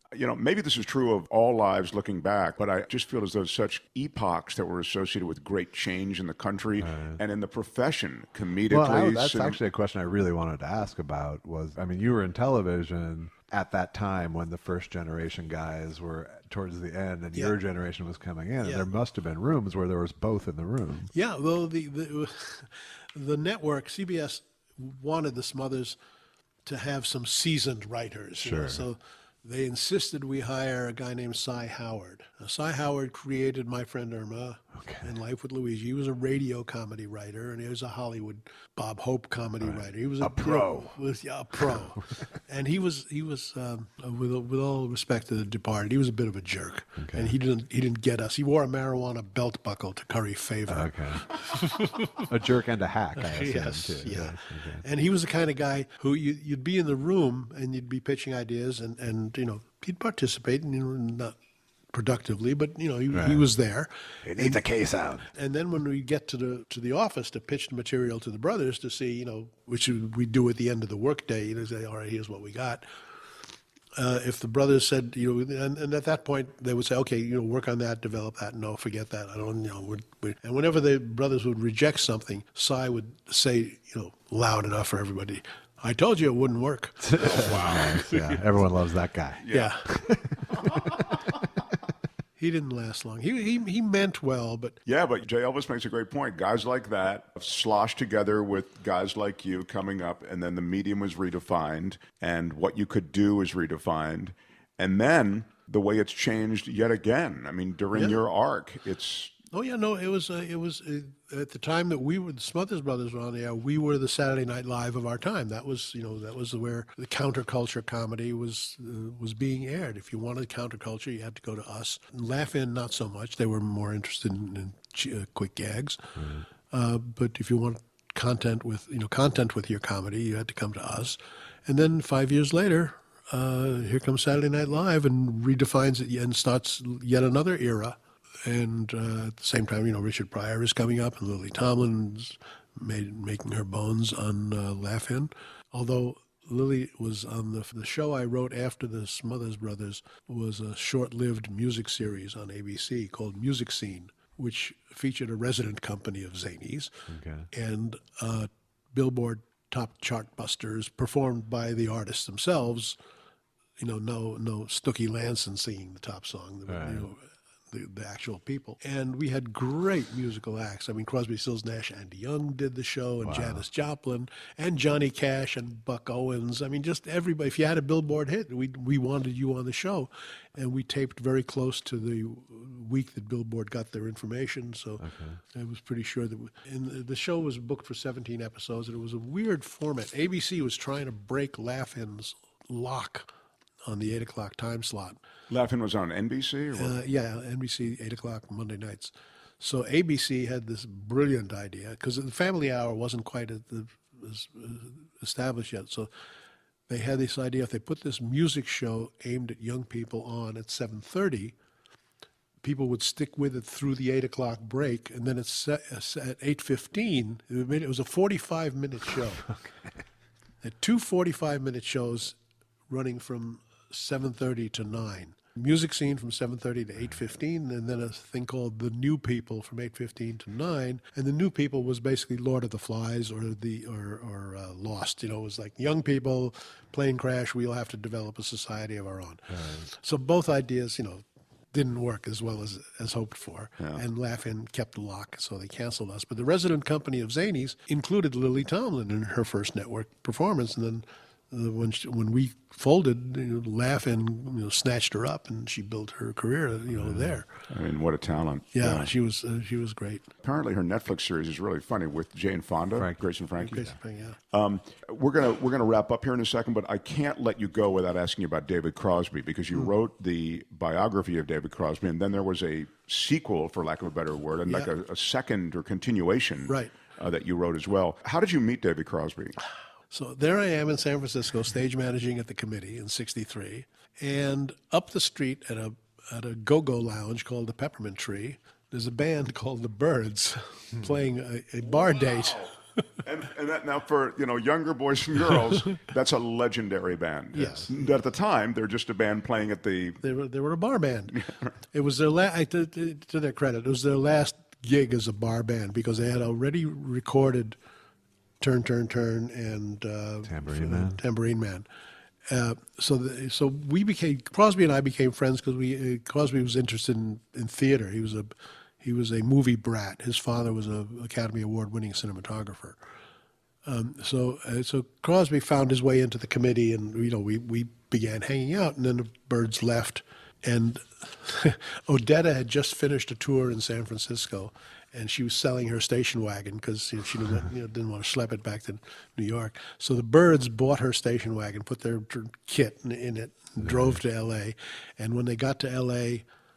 on the Sunset Strip, they were listening to KRLA, which was the top 40 rocker at the time, and they played Tambourine Man, and then the DJ came on and said, "The switchboard is lit up, and we never do this, but we're going to play it again," which they never did on Top 40. So they played Tambourine Man a second time, and the boys immediately, started shopping for, they knew Aston Martins. Right. They knew they were there. Then Crosby was L.A. based, and then eventually got kicked out of the Byrds in '68, I think. And Then Buffalo Springfield.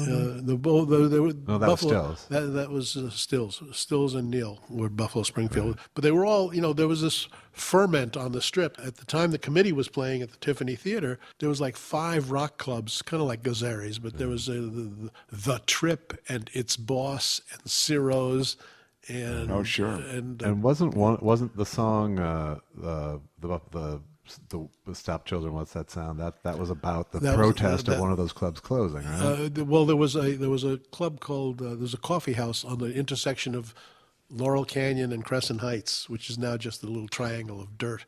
But there was a coffee house there that the kids would hang out, and the cops wanted to close it. And there was a movie called Riot on the Sunset Strip. Okay. But there was actually a real riot because the kids used to cruise the Sunset Strip. They brought the ethic from the valley going up and down Van Nuys Boulevard in your hot rods on Saturday night. They brought that to Sunset Boulevard. So they'd either walk or ride from Doheny to Laurel Canyon or Crescent Heights. I think you 3 hours to get from Doheny to Crescent Heights. Sure, because no one's there to really drive. They're there just to hang in their car. So everybody's hanging, and then the cops had mobilized a big sheriff's presence, and then because the crowds were milling, somebody went through the window of the liquor store on the north side of the street, and the crash of breaking glass motivated the cops to form a line and start clubbing, and it became a riot. It was a police riot. Yeah, right. Just because you mentioned that, I'll get back to Crosby in a second, but did that time it felt so tumultuous, didn't it, with the peace protests on college campuses and in the streets, and you had assassinations of RFK and Martin Luther King. Exactly. On the Smothers Show, Dion did a song called Abraham, Martin, and John. Sure. Has anybody ever seen My Old Friend John? Yeah. Yeah, it was at least as disturbing, if not more, at the time as it is now. I'm watching the '60s on CNN. And they did the last 2 nights ago, they did 1968, which was an unbelievable year, and that was the year that we opened in Los Angeles. Wow, the committee. Right, and that's exactly the time I'm talking about. Yeah, a time of immense tumult. Anyway, back to Crosby. Okay, so we became friends, and then he got kicked out of the Byrds, so he started hanging around the committee, and he'd appear on stage. Sometimes we'd let him be the guy in the chair who we beat up on for the Star Spangled Banner. He liked that, and we always liked hanging out with Cros because he had the best dope in the world. He was an absolute connoisseur. And he showed up in he had a VW bus with a Porsche engine in it. That's the kind of guy he was. So he said, come on up to the house. There's someone I want you to hear. And he had a lot of money at that point, huh? Yeah, he had his Byrds money. He had success in the Byrds, exactly. Go ahead. Okay. So we drive up to, he was a rented house up in Laurel Canyon. Classic musicians rent a house. It was, mid-century modern, no furniture, just, 15 guitars leaning up in cases on the wall. Massive set of speakers and a really good sound system, and a mattress on the floor, and and a reading lamp, and that was it, and a shoebox full of dope. So and he got us high, and we're now it's about 2-3 in the morning, and everybody's just completely. We've done 2 shows. Crosby has plied us with this weed, and he says, "Oh yeah, someone I want you to hear," and he disappears, and he comes back with an ethereal blonde with a big guitar, and she sings Michael from Mountains and Both Sides Now. It's Joni Mitchell. Wow. And he's recording her. He's brought her from New York. He was her first producer. If you look at Joni's first album, it's produced by David Crosby. And he wanted us to hear her. and she sang like 3 original Joni Mitchell songs that had never been recorded or heard. We never heard. And then she disappeared back into her bedroom. And we're wondering, did we hear that? Is this a collective hallucination of musical excellence or what? Wow. It was, one of my cherished memories of that time. Anyway, so then Joni, of course, went on to become Joni Mitchell. I have to tell you a Joni Mitchell story. This is the only way I would insert myself as sort of an adjunct to Hollywood. So we have the same exterminator who work. Yeah. So when and the only reason I know that is because he comes in and he goes, hey, Gary Shandling had the same problem with insects that you have. And then the other day he said, Joni Mitchell has the same issue with ants that you do. Right? The name-dropping exterminator. Yeah, It's a great character. Every tradesman in Hollywood is, that's like, it's an apocryphal story, but I think it's probably true. But the person who told it to me told it as a first-person experience. I've heard it elsewhere. But anyway, he's busted for DUI, and he's got to sit in the cell at Hollywood jail, until he sobers up and they can give him his car keys back. And he's in there, and Richard Jekyll is also there because he was drunk. And a third inhabitant of the drunk tank comes over and says, Richard Jekyll says, I know you. You're in show business, aren't you? And Jekyll says, yeah. He says, I know you're in show business. He says, you know Peggy Ann Gardner? Was a figure skater of some repute at the time. Jekyll says, yeah, I know Peggy Ann Gardner. And this other drunk says, I fucked her maid. That's great. And so Gary Shandling had those same ants, and so did Joni Mitchell. Everybody wants their piece of the Hollywood story. I mean, you twist an ankle or bust your knee, and whoever you go to is the same guy that the Lakers go to. Right. I have a pain management doctor who on his card says that he's the official doctor to Dancing with the Stars. Oh, wow. Wow.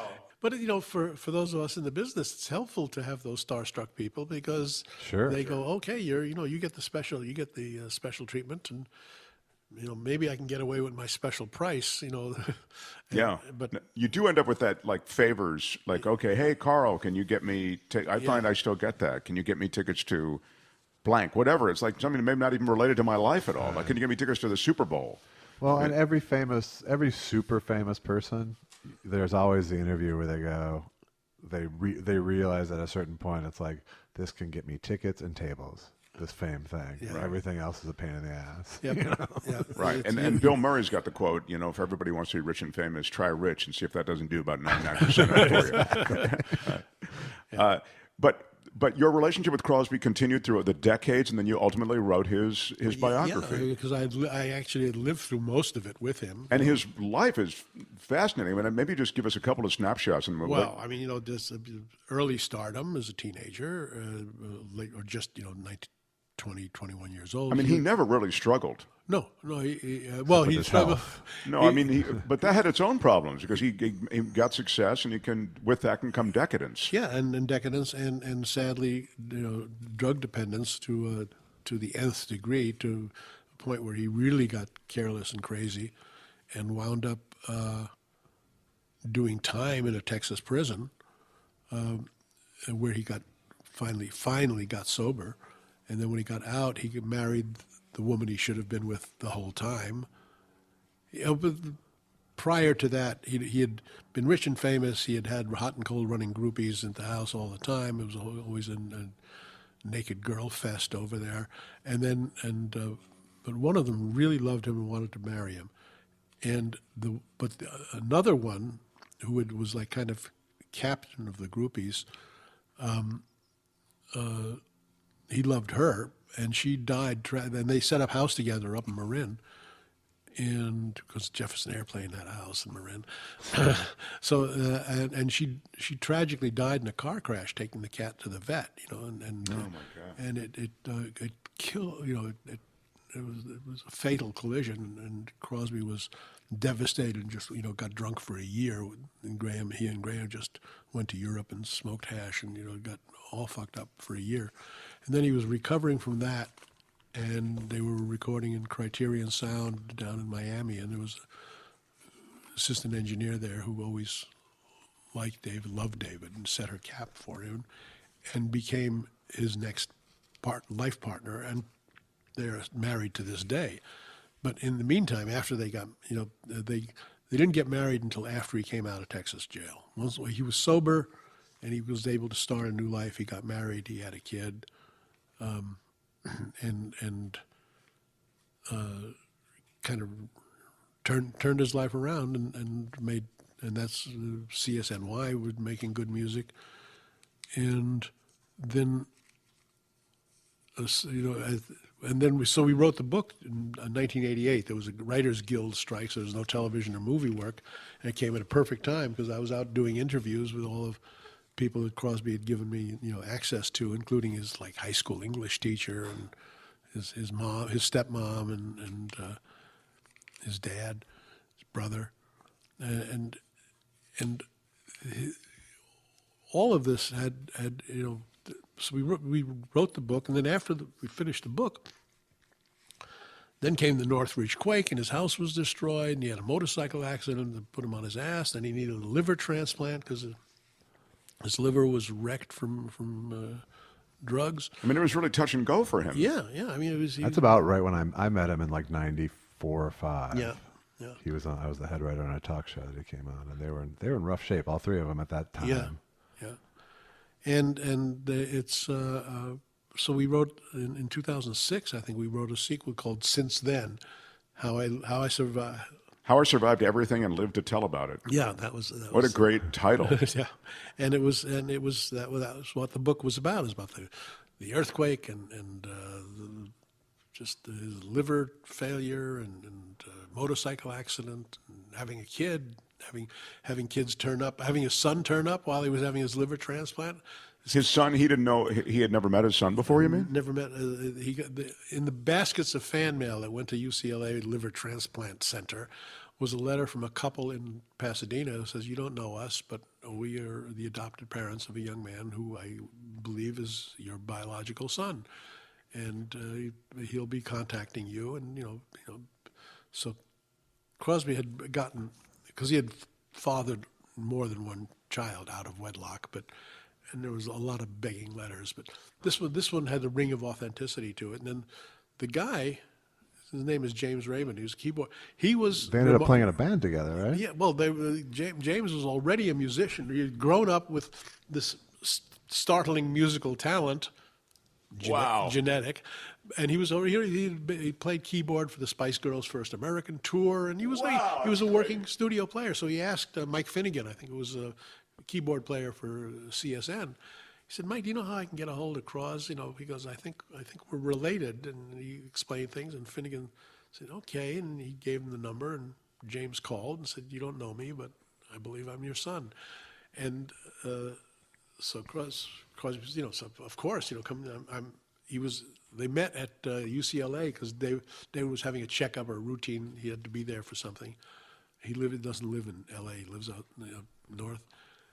So he meets this guy who looks very similar to his brother and his dad. There's two sides to the Crosby family. One is like slender, and the other one is kind of roly-poly. David is from the roly-poly side. His brother was lean and gaunt like his dad, and so is James. James looks surprisingly like David's deceased brother. So this guy shows up and says, they talk, and it turns out they play music together. They have the same, they like the same bands. They're both jazz heads. And the son says, "I'd love to stay and talk, the rest of the day, but I got to go over to Cedars. My wife is giving birth. You're going to be a grandfather." Wow. So he had a son and a grandson at the same. What a great day. Yeah, that was what you call a good day. And he and James are playing and writing music together to this day. I mean, they're touring together. That's so great. J.Elvis, I'm going to excuse the witness unless you have something more. No, I think we've taken him through the ringer. I just feel as though you've been great. Honestly, Carl, you're one of those guys, we could do this every day. You've just been part of so much in that world that you've operated in for so long. It's crossed over so many worlds within the world, Yeah, it's a checkered past. Well, I suppose that's one way to put it. And it's always struck me, finish with this, knowing you were coming in and I was reviewing the Jaws log, which I will have a click through if people want it. It's on Amazon, and you can click through on our website, edge-show.com, and get it. But you haven't written written a book about this stuff, about your life, about everything you've done. No, I've been asked, and I writing the Crosby books. It's exhausting. It's exhausting. You have, and especially when you're writing nonfiction. I mean, writing screenplays, you make it up. But when you're writing nonfiction, you have to be somewhat responsible to the truth, Right. and that is kind of an elusive item. I mean, I remember talking to Steve Martin. He called me to fact check when he was writing his biography, Born Standing Up, and great. When he was writing that, he called me to check a few facts and confirm our mutual memories. And he admitted to me, and I have no reason to doubt it, that his memory of stuff was when he actually went and dug out his date books and his travel logs and his reimbursements for airfare and stuff, that a lot of the stuff that he remembered was like misplaced in time or just misremembered, and he had to correct his own memory, which he was convinced was accurate, but then when he confronted with the facts, he was stunned. And Crosby would do this.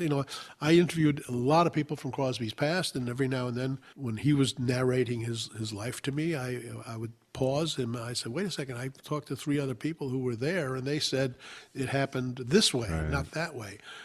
And a lot of times Crosby would say, well, I guess, if they all said the same thing, that's probably what happened. And then every now and then he would dig in his heels and say, fuck, this isn't my life. I'll remember it the way I want to.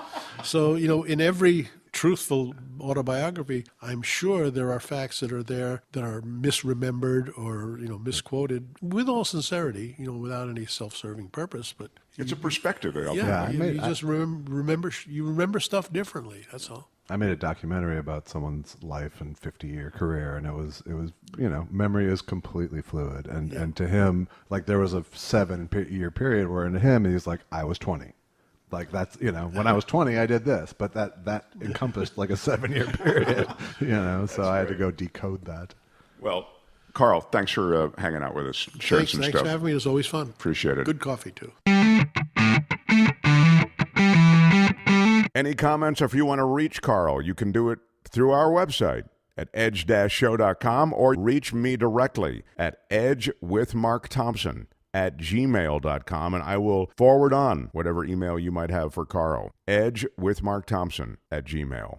Again, thanks for joining us. Until next time, bye-bye. Get more of The Edge on Stitcher and iTunes, or go to our website, edge-show.com. edge-show.com. Stupid. Why is there a dash?